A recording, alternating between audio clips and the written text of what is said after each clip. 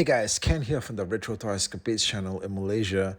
Over the last 12 hours, Mattel just dropped a massive update on all of their upcoming MOTU products, mainly for the fall of 2024. We have got Origins, we've got Masterverse, we've got Origins Deluxes, we've got Masterverse Deluxes, we've got special 2-packs, exclusives, we've got Turtles of Grayskull, we've got Turtles of Grayskull Deluxes. So I'm going to be getting into talking about all of these figures, checking them out one by one on the channel. But in today's video, I wanted to throw the spotlight on this particularly sinister set, the Stranger Things crossover of He-Man and Vecna. All right, we already have a Stranger Things crossover that was announced previously, Skeletor, the Demogorgon.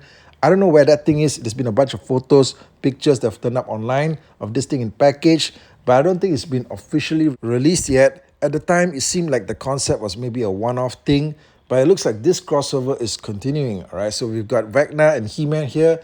I have to say that that is possibly one of the grimiest and most vintage-like He-Man figure that I've seen so far in Origins. Okay, look at this thing.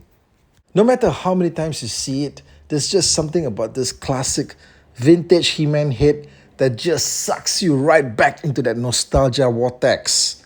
Okay, and that color scheme really does give you something of an 80s vibe to it, and that's appropriate because Stranger Things is an 80s property. Okay, it's something that's set in the 1980s. Now, having said that, we've gotten a lot of vintage style He-Mans already in Origins, okay, like a whole ton of them with the vintage style heads. And we also get these reused axe and power sword accessories. So overall, it's just another He-Man figure, another basic He-Man figure they're throwing in here with some updated paint apps. Okay, some paint apps that look a little bit different from what we're normally used to. But at the end of the day, it's still just a basic He-Man figure, except for that shield accessory right there. Okay, this thing looks like it came out straight from hell itself. Okay, now what is up with this shield accessory that's got something of a creature's head mounted to it? Okay, a creature with horns. Okay, freaking massive bull horns. Okay, what is this thing doing on the front of the shield? Is this the head of a creature that He-Man just sliced off and then just stapled to the front of the shield to make it look more menacing?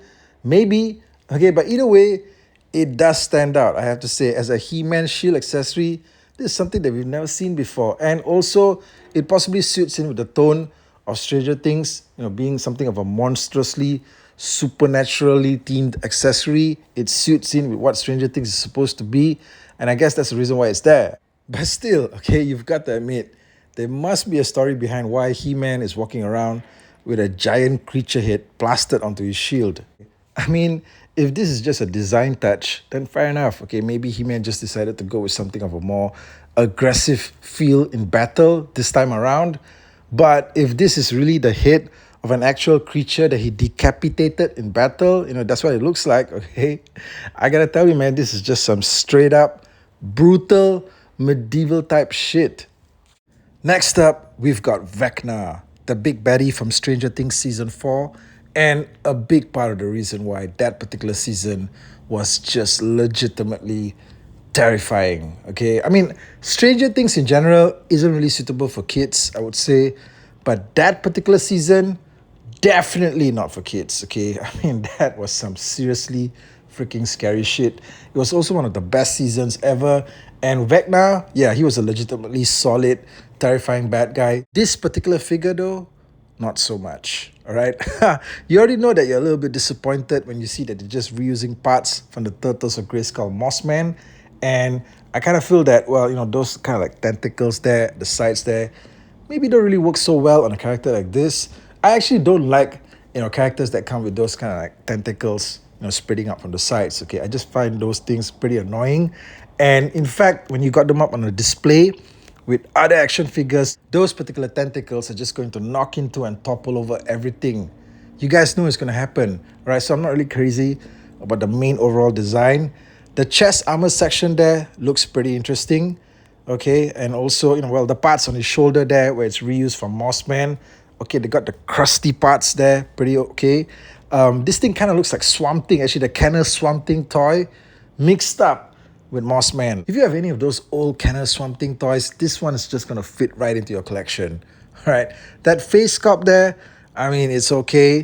You know, he's kind of looking like, "Rah, rah," you know. I'm not really sure if that's actually, what Vecna was supposed to look like. You know, just like the MOTU Origins version.